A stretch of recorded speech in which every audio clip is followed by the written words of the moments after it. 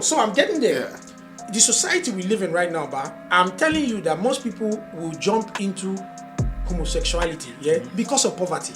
If they find out that, if I can be gay and survive this $1 per day, above $1 per day, people will jump on it. And what are you saying? In a country with half the population, There wasn't. If you're listening to this, it's too late. It's too late. It's too late, mate.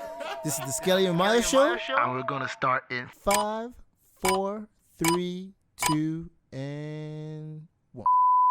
And we are back. Season 2, episode 15 of the S&M Show. And like we promised for a long time, we have a very special guest. We've been hunting him down for quite some time. Our schedules have been clashing, but here he is today.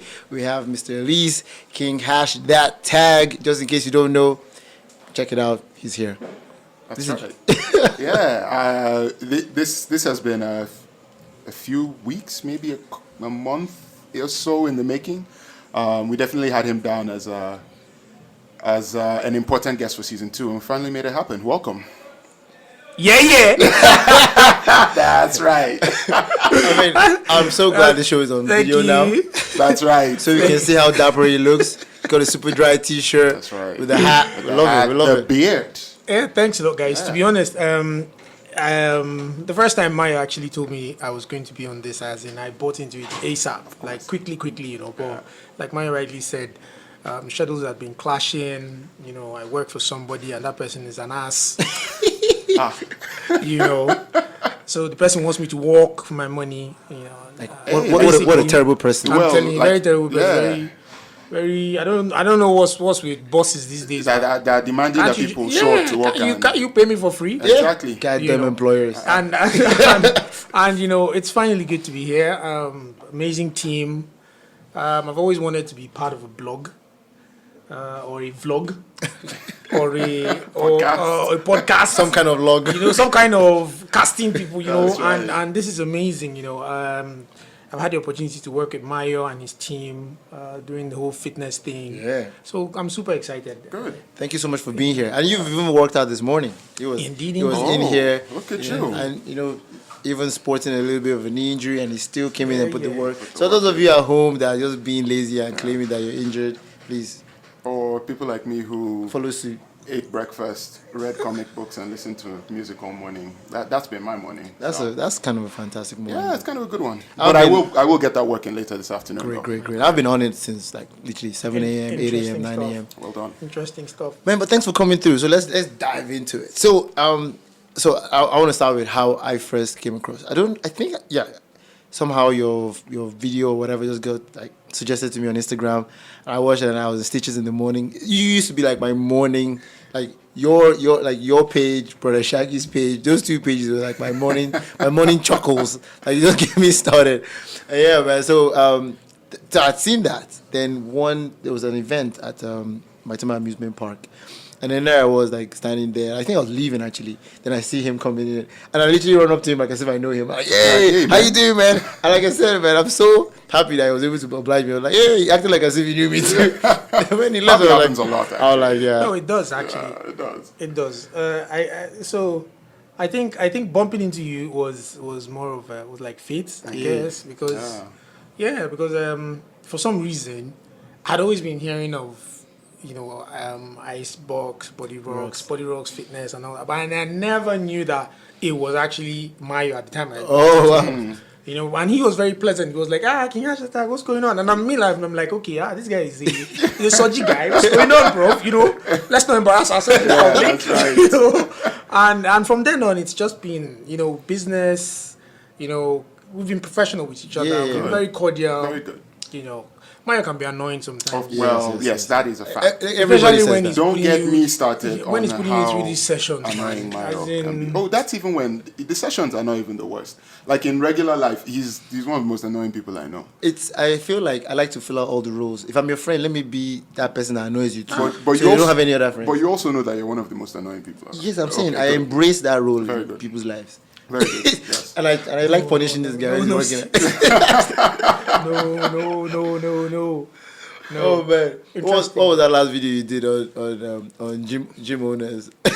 Oh no! Oh, yes. No, see, because as in I don't understand. It's one. You guys don't have good customer service practices. How do you treat your customers like this? Exactly. I mean, it's one thing for me to pay my money to come here and walk out. Then you're not shouting at me. I mean, when I came in, didn't you look at my body? That's right. Didn't you know that okay, this guy cannot do more than 30 push-ups? Yes. He's eating too much pepper meat. I'm telling you, I've done 20. Yes. I'm supposed to be here for 2 hours. Yes. Okay, the first 1 hour I've done 20 push-ups.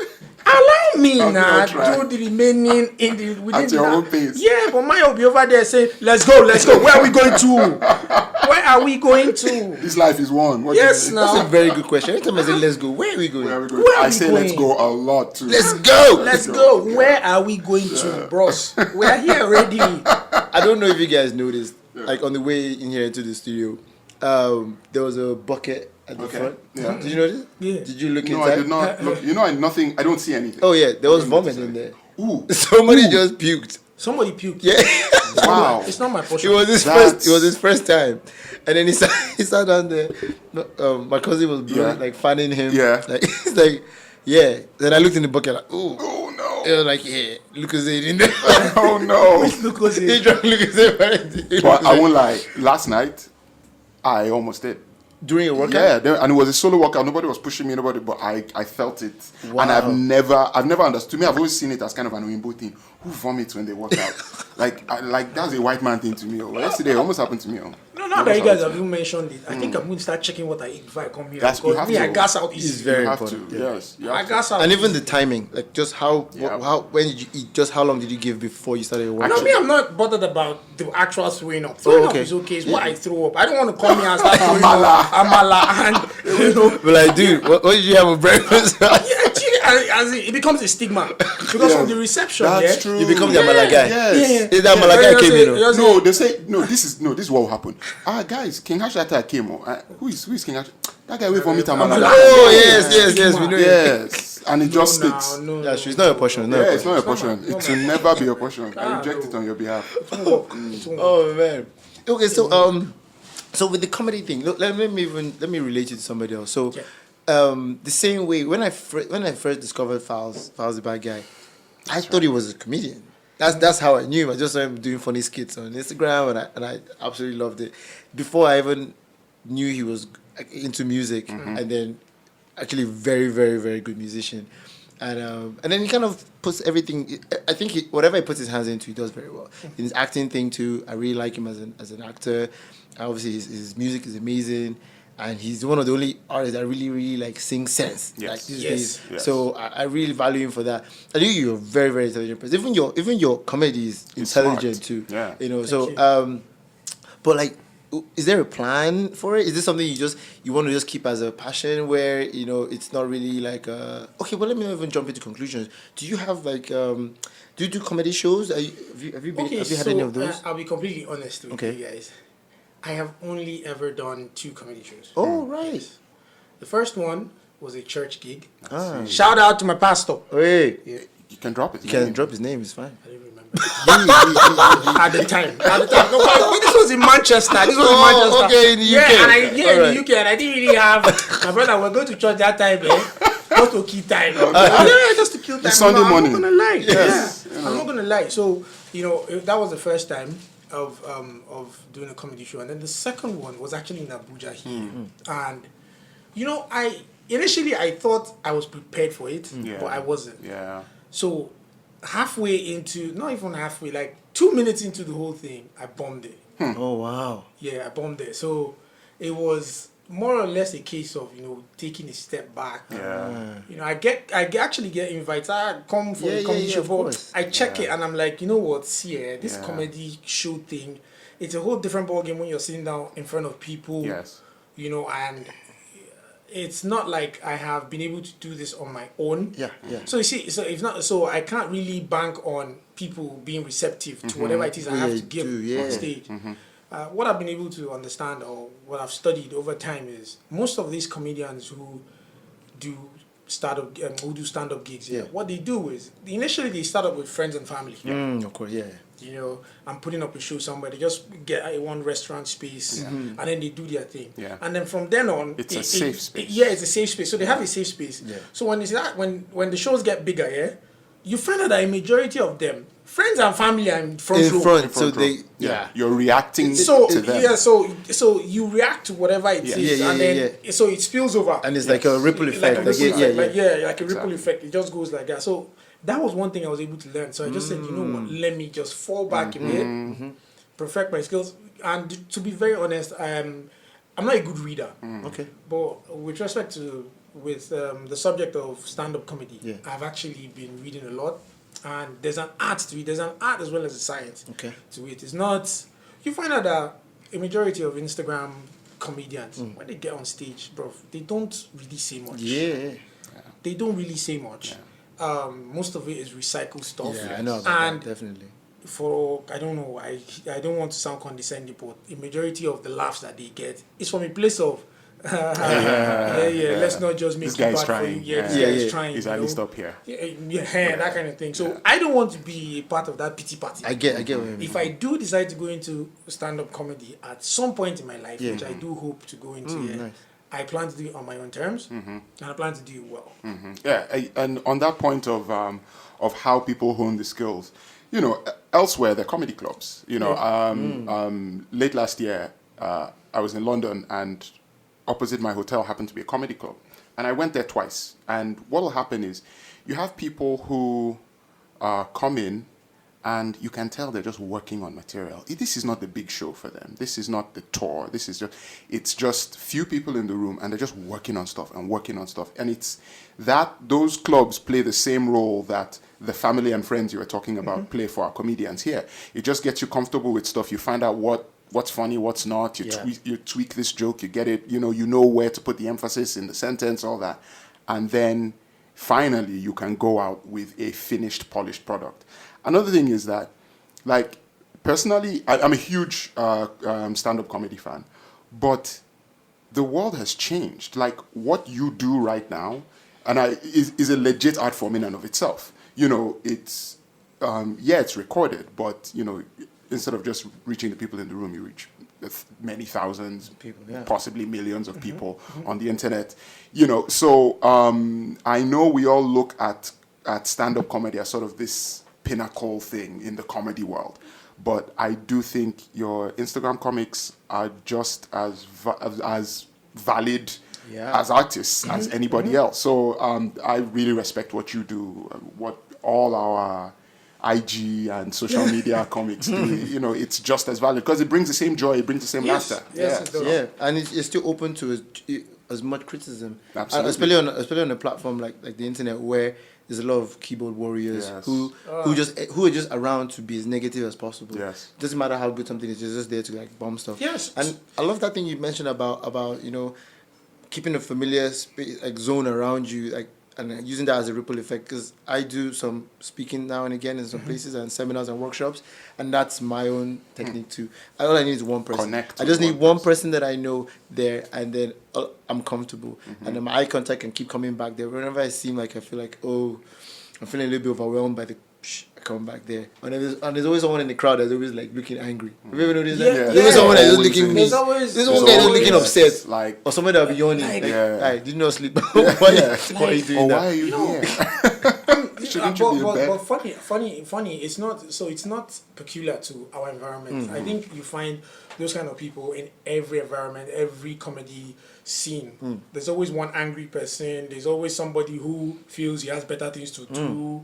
You know, there's always one person who has the hurry up face. Yeah. You know, this kind of hurry Say, up. bros, I don't come here for you. Na basket mouth, I There's- consider. give me for basket. You know, things like that. There's always that. Well, it's funny. It's actually good that you mentioned Fowles. Yeah. And Fowles is one of those people that, to be quite honest, I think he's one of the best at what he does.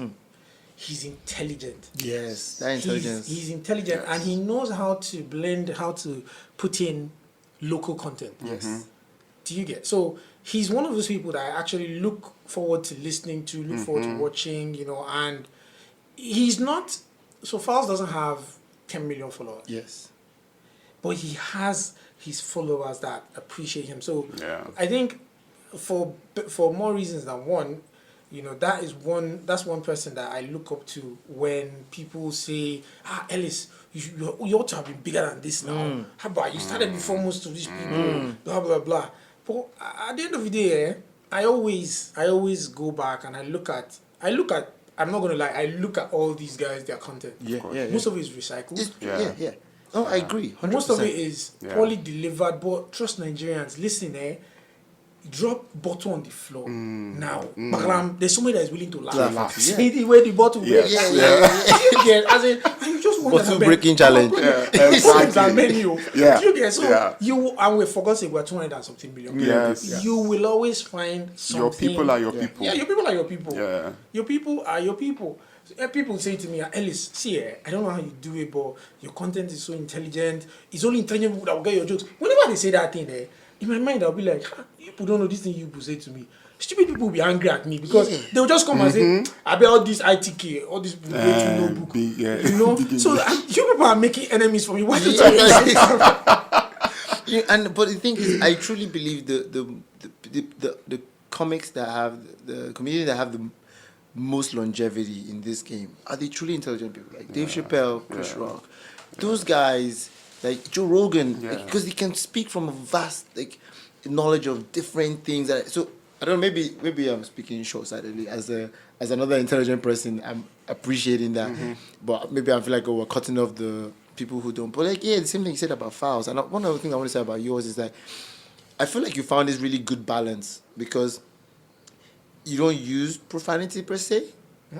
You touch on things that are happening around, but you're still not on that controversial side where you're just like attacking something or belittling another thing. You have a very balanced way of delivering your messages, which is one of the things that I really, really, really like. And because it's a kind of indicator that it's still possible to not have to be extreme. Because I saw this documentary on how we now feel like for anything to captivate or capture people's attention, you just have to be extreme. It has to be insane. People have to go and do the most ridiculous things to get for the videos to go viral, to this to go, and so seeing people like you, and then for those people that say, oh, you should have been bigger than this by now, you should consider down, because I really feel like this organic growth is the best kind of growth. It is. And you will capture the best kind of audience. It is. Not the fickle kind. Because you could gather 1 million followers, 1 million fickle followers who could drop you all by the next day. Absolutely. And another thing to add about your content too is I think the videos I love most are when you pick on something that we all sense, but we don't necessarily talk about. So you don't know to say, I can't think of an example right now, but you just pick on something or something that happened and you have like a unique take on it, a unique angle on it. And that, it goes back to the point you were making about the smarts of it. You don't have to come up with some crazy abstract thing, but it's something that is sort of all our minds. But you just bring it out and put it in the middle. Yeah. And I think that's a real gift. Not everybody has that. Yeah. So again, to talk about the extreme side. Yeah. Now, whether we like to believe it or not, there are actually people who appreciate, the extremities of making jokes, taking those sensitive subjects and just trying to make it as light as possible, throwing in a little bit of profanity in there, throwing in a little bit of I don't really care what anybody else thinks, And I've always been, I'm the kind of person to say that, you see, whatever goes around comes around, especially with jokes and taking jabs at people. I am good at taking jabs from people, but whether you like, I'm human, so there's an extent to what I can take. Of course. And when that time comes, my brother, I'm not confrontational. I'm not confrontational up until I finish with my training here. Everybody that tried me, see, I will beat your daddy, particularly your daddy. I'm gonna beat him up, So I'm the kind of person that I'm the kind of person that when that time comes, I just withdraw. Now there was a time when I used to put out personal stuff on Instagram, and it was a beautiful thing for me because I was there thinking, okay, let me share, you know, my personal life with people and all that. And then there was a day I now cracked this joke. You know, this I think this was like as far back as 2016 or so. I did a video, and the video was basically about, you know, when you hug girls. Yeah. Now, the whole idea of, you know, when you see a girl that you think you know very well, you're familiar with, you know, you want to embrace her from the front, you know. But some of them, for, you know, reasons best known to them, they will come to you with their side and all. Yeah. Now, it's okay when you're chubby Yeah. to do that to me. You get, when you come from the side, you know, it's a cushioning effect. It feels soft and all warm and stuff. You get me? But when you are, I don't want to say anorexic now. When you are like partial. Yeah, like partial, my brother. You see, this thing they call shoulder blade. They call it blade for a reason. True. It can cut a man. Cut a man. It can cut a It's man. a legit move. Yeah. It's a move. You know, so there I was, you know, I cracked a joke. I was like, you know, slim chicks, please don't give anybody side hugs again, because it's like whiplash. It's like, you know, you're driving and then you just see something bad, the way the thing hits you, you know. My brother, The backlash. the backlash was mad. Body shaming. Blah, blah, blah, Oh, dear, how about your dear. sister? And my sister, at the time, she was a model, so I used to put up. Oh, And right. mine, I'm like, come on. Yeah. Where is all this coming from, you know? So I just started taking out everything personal off Instagram. So most people will go on my page and they're like, Ellis, there is not is either just you or maybe a friend that, you know, you just choose to celebrate or something. You don't put out. I said, yeah, so I don't do, because this comedy thing, you see comedians who crack jokes about rape. Yeah. I was You know, just thinking that. But I can tell you this for a fact, that Dave Chappelle would probably do the same thing. Now, Kevin Hart might not do it. Arsenio Hall might not do it. But even back to Dave Chappelle now, his delivery will put you in this space where you would actually think of rape from, you actually appreciate where he's coming from with this whole rape thing. He could be cracking the joke about, okay, you know what? Let's even appreciate the perpetrator here. Let's just leave the victim for a bit. Yeah. You know, how can somebody wake up? You just see another human being, and all that is in your mind at that time is how to forcefully penetrate this person. And then go into that cycle. Yeah. Yes. That, you know, and he could just crack a joke and say something like, haven't you thought about it, that what if you die in there? You know? So he comes from that angle. What if you die in there? But the next thing, somebody will just jump up and say, how can you be cracking a joke trivializing about? Yeah.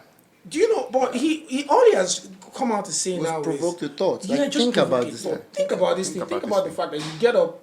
The same way people get up and, you know, walk and you hear somebody collapse and die. Yeah. It's the same way that a rapist will just get up and say, you know what, I'm going to rape somebody today. But he hasn't thought of it that what if in the process, as I'm just zipping, I just die. Do you get? And that's the last thing you've done. That's the last thing you ever did in your now life. that simple scenario now, he probably has a couple of writers who will finesse the joke. That joke, yeah, They yeah, will yeah. hone it. Hone it. Yes. But some angry people will just... still know. Yeah, I'm telling you. Let's dive into this, because I just watched that documentary, the Kevin Hart one, and a lot of people were waiting for, they were still waiting for this apology based on the 2008, 2009 tweets that people said it was homophobic. Because he said that, I think the tweet was, if my son turned out to be gay, I would, I think, Smack him or something. I can't remember. And then the gay community went absolutely ballistic. And he felt like he has addressed this matter. He went on the Ellen show. He had said everything he wanted to say. Like, he said, listen, I'm a human being. I'm growing. I'm evolving. That was me then. That was something I said then that I thought was funny at the time. And obviously it's not funny now. And it's not how he thinks. He has gay friends. And he tries to really... But I get where he was coming from. He didn't want to feel like choked by... You know, because they jump at everything. You can't let them win. They just jump all the time. You can't let them win. Everybody's, you know, the feminists come out, the gay community comes out. Everybody feels like they're being attacked at every single moment. And but what do you think about how he handled that situation? Okay, to be honest, Yeah. I think his initial statement about him, you know, whooping his son's ass if he found out that his son was gay or has tendencies to be gay or whatever. I think he reacted from a very honest place. To be honest, as in it was an honest answer, and somewhere, yeah, I don't think Kevin Hart owes anybody any apology. He doesn't. He backed out of the Oscars at the time. Yeah. He went on tours to explain himself. People are still beating themselves. This is just because he's Kevin Hart and the limelight is on him. Yeah. I have a couple of friends who are gay. And yes, maybe now I would be open to one of my kids waking up one day and telling me, Daddy, I think I'm gay. First of all, I will ask you, do you understand what it is? The implications of the implication of what you're saying. I would like to know where it came from. I would like to know where it came from. I would like to understand. Okay, what makes you think you're like this? Do you get? I'm not going to attack my kid and at the first like, Daddy, I'm gay. Typical. Daddy, I'm gay. Say that again. Say it again. Until the child says, Daddy, no, I'm not gay. So that's right. That's right. You're correct. It's not going to work like that. These days, it's all about communication. It is. What makes you think you're gay? Do you get? And I can promise you that kids of nowadays, they are very intelligent. They are. They will give you answers as to why, super okay, aware. I'm not comfortable with this, I'm not comfortable. And society has evolved to such a way that it is so easy to accommodate somebody being gay now. Yeah. It is so easy. My brother. Well, let's remember the country we live in. No, so I'm getting there. Yeah. The society we live in right now, I'm telling you that most people will jump into homosexuality, because of poverty. If they find out that, if I can be gay and survive this $1 per day, above $1 per day, people will jump on it. And what are you saying? In a country with half the population There is extreme poor. there was an Instagram post when they were asking people like, would you let a man be with you? Asking guys for, I think it was 15 million. One guy was like, you take it for 500K. What are you talking? Wow. This is life changing stuff. Fair. You know what? Maybe I didn't think about it that deeply. But back to the whole Kevin Hart situation. I think it just speaks to a society that is increasingly humorless, that can't take a joke. And can't and is looking for reasons to be upset about stuff. You know, these were tweets that were, over 10 years old. I think he made a genuine attempt, and that's the thing I look for, is the genuine attempt to make amends. He, like you said, he did the whole media tour. He, in his life, tried to help people from that community to make sure that, I think he has a couple of employees that are gay. Yes, okay. You watched it? I haven't watched it, but I listened to something, as usual. I listened to something about it. So there's all these things, but yet it's never enough for some people. And to the best of my knowledge, none of us has a time machine. He can't go back and undo it. So I think for it's easy sometimes to be like, oh, the feminists are too sensitive. Oh, the gays are too sensitive. But then we can exhibit the same kind of sensitivity when the butt of the joke is a black person like me or an Idoma person like me. You get what I mean? We can be very sensitive when it's our group. But when it's every other group, we say, oh, grow thick skin. But I think it's on us to be like, look, if I'm going to expect everybody else to be able to take a joke, I need to be able to hold myself to that standard. Yeah. And to be able to evaluate, is this malicious? Is this truly aimed at being attacking and damaging and tearing people down? Or is this comedy? Because if we get to the point where we can't joke about anything or anyone, I'm sorry, comedy is dead, humor is dead, and it's a massive, I don't want to live in that world, basically. So let's go back to the whole Kevin Hart thing again. And I'm thinking here that this particular episode with Kevin Hart was because it was at a time where he was at his prime. Yes. Somebody just went and dug up something from and decided. Yeah. And then I'm here thinking that, okay, what if it was another comedian? Yeah. What if it was nobody would care? The Garvis guy? What's that guy's name? Is it Jimmy Garvis or something? The guy who hosted. Oh, Ricky Gervais. Ricky Gervais. Yes. Do you think that guy would apologize for anything? No. Okay, let's excuse him because he's white. Yes. Look at Bernie Mac. If it was Bernie Mac that said that, just Bernie Mac, Bernie Mac will not apologize. That's one. Yes. Two, the Oscars, except the Oscars withdraw that right to host from him. Yes. He will go, he will host, and he will say whatever he wants to say. Fuck him, kid.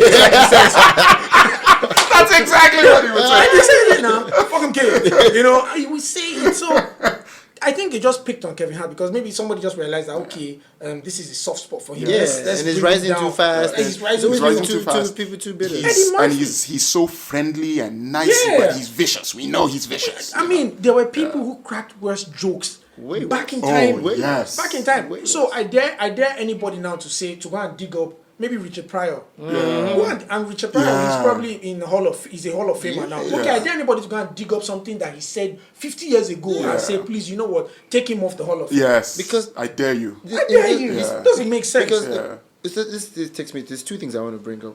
Like, so most comics have an origin story, like why they became, were you always the funny guy in school? Were you picked on? Was that your coping mechanism? Yeah. So there's always an interesting origin story for most people who are like comedians. So I wanted to know yours, and I wanted to link it to that, like that same kind of thing now, because you speak from what you experience in your environment, and those are the best people. Like talk about what's happening.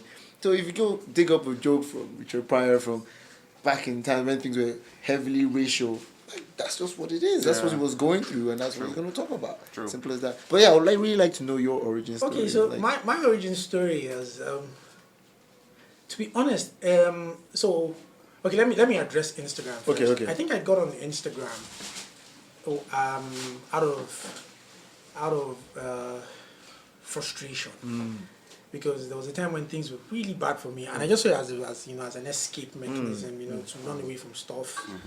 And I had a couple of friends then that would say, Ellis, you're going through so much, yet you find time to do this kind of thing. That, bro, see, whatever it is you're doing, keep doing it, things will get better. And eventually things did get better. Yeah. Now, as per the origin of comedy in my life, my brother, the origin passed away in 2018, my dad. Now, my dad was a special man, and I say special not in the sense that he had superpowers or anything. The man was a comedian in his own way, but he wasn't an outright comedian. Okay, but he was just a funny man. Okay. The things he used to do, like I remember. I could just go up. I remember walking up to him one time. I went to military school. Military school. Wow. So I think it was in GS3.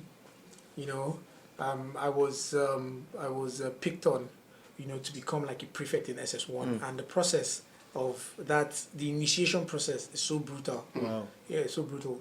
Like it's one of the reasons why I wore the.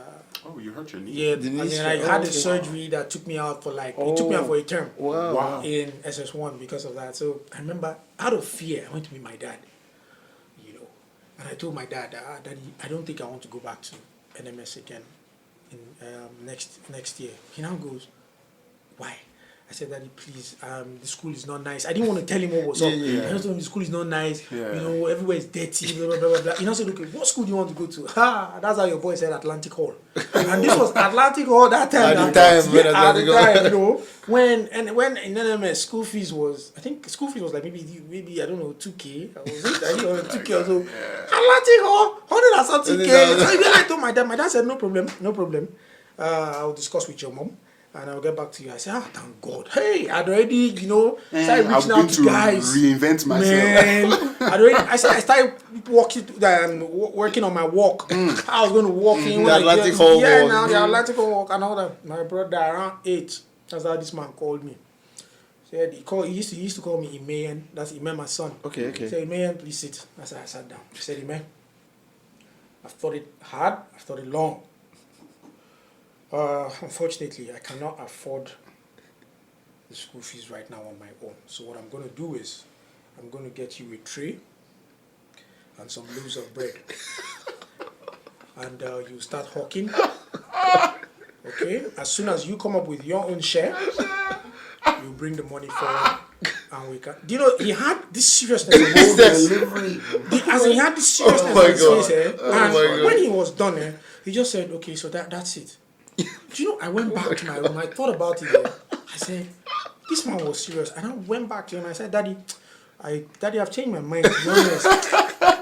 The way I'm seeing it, Daddy, I think I can manage. He now said, are you sure? I said, Daddy. He said, no, because I've ordered for the tray. I said, no, sir, Daddy, no. So, and these were the things he used to do. I remember these are the experiences. Yeah. And for some reason, there's always someone in my life who does things in that same.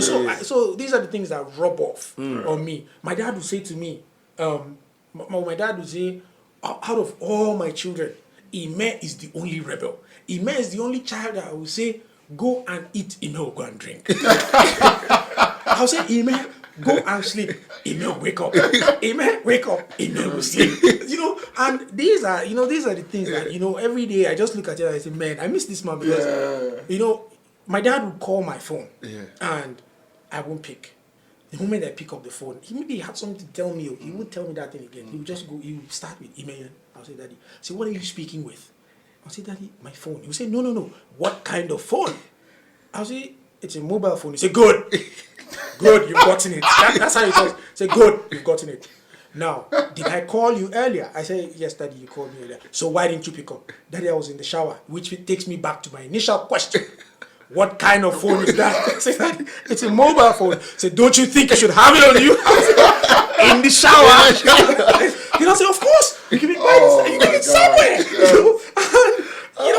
So these are the things that, actually, should I say, fueled that comedic thing in me. Yeah, shaped you. Yeah, shaped me up. And I have never, I've always been the one person to take the most serious of situation and make a joke out of it. Yeah. I swear.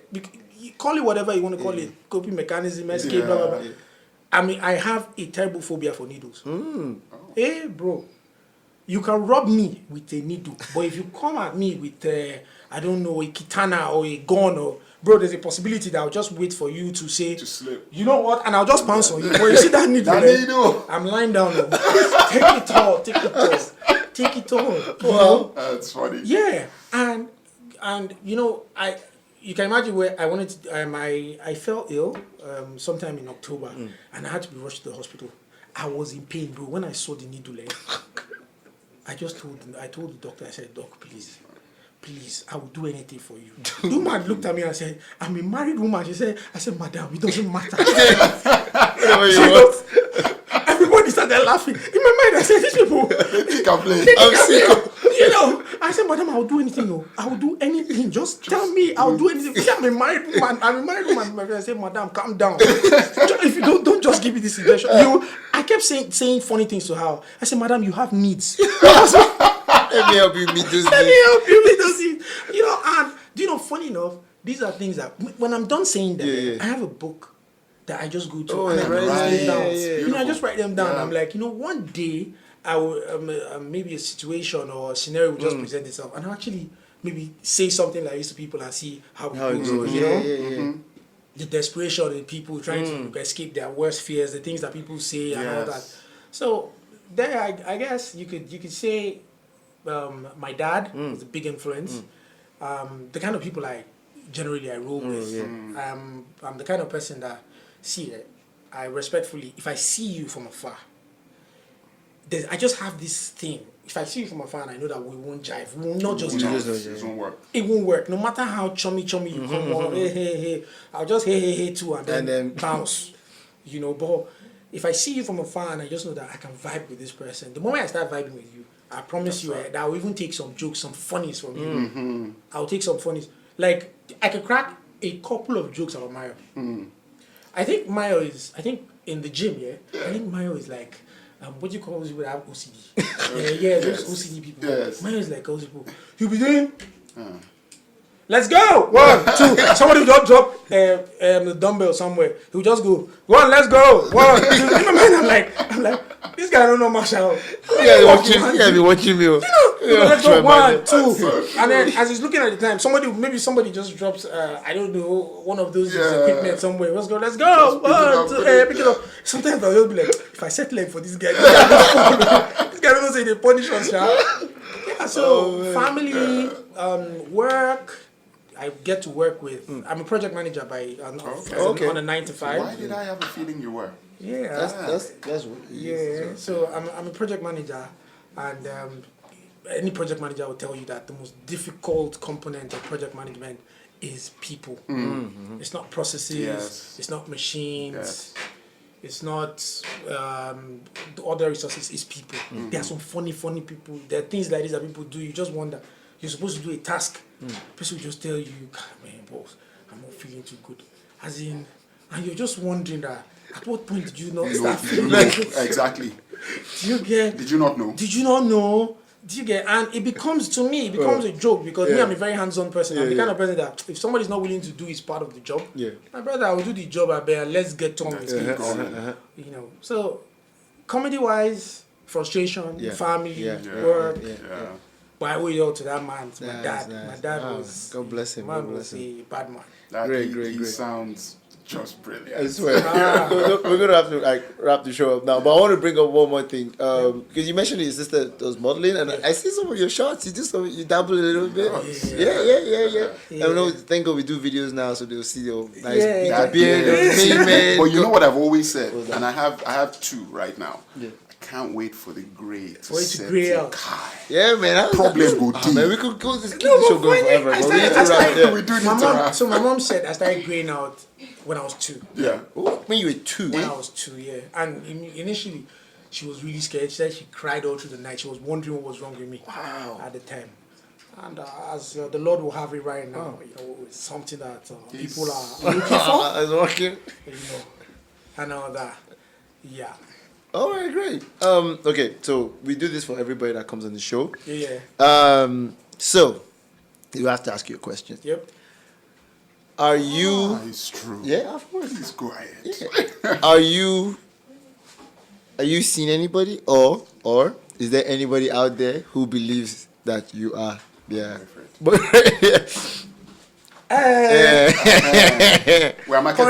Currently I'm dating 3 people. Oh, okay, that's wonderful. Yeah, I like this guy. Yeah, I'm dating 3 people. I started dating the first person on August the 6th, 2011. This guy is my friend. The second one, Yes, clearly. to be honest, I got tired of the first one. So I started dating the second one. I think it was February 24th. Oh, wow. Yeah, 2012. And then at some point, you know what they say, man. A man can't get enough. You know. So, I mean, I left the other 2. And I got another one. Yeah. And that one was March the 31st, 2014. So, my brother, at this time, I can only date 3 people. It's a cap for me. Yeah. I'm one man. Look at me, man. You are at your limit. I'm at my limits here. Well, you know, you're working out now, so I'm guessing that maybe it's about time we add another one. Yeah, because your cardiovascular capacity is more now because you've been working out. Well, Skelly, I like the way you put it. More muscular strength. Yeah. More. Even your t-shirt says super dry athletic. My brothers, so, you know, with this cardiovascular power, tenacity that you just mentioned, you know, comes great responsibility. Okay, you can't just be using it anyhow. Financially. So this man is a smart man. So I'm willing, I'm willing to date anybody now outside the 3 I have. Yes. But please, you will bear the financial consequences. Fair. It's the 21st century. Yes. Women are making great strides in society. My brother, I'm open to sugar mommies. I will suck your breast. So there you have it. Look for him on Instagram at KingHashThatTag. We're going to make sure we post a picture and some videos of this as well and put his handles there. So slide into his DM if you want to be his sugar mama so you can suck that breast. Or his 4th, 5th, 6th, or 7th girlfriend. Right, man, thank you so much for coming on the show, absolute man. Honor. Absolute blast. Thank you. All right, on to the next one, guys. Peace out. Bye.